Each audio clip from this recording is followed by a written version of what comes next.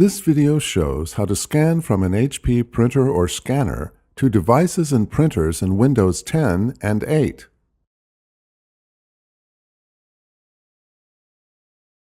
First, power on your printer or scanner. Place the document or photo you want to scan on the scanner glass or automatic document feeder if available. Search Windows for Devices and Printers, then select Devices and Printers from the results. Right-click your printer. Click Start Scan from the list. Click Change to choose your printer or scanner. Select your printer or scanner from the list, then click OK. Change the scanning profile to match what you are scanning.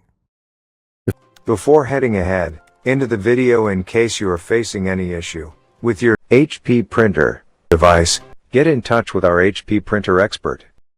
If necessary, change your scanning source.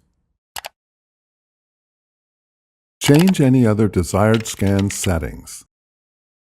Click Preview to make sure your scan is positioned correctly.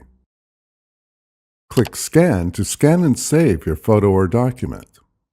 At the Import Photos and Videos prompt, choose your import options.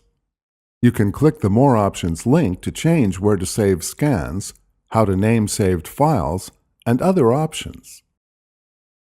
Click Next.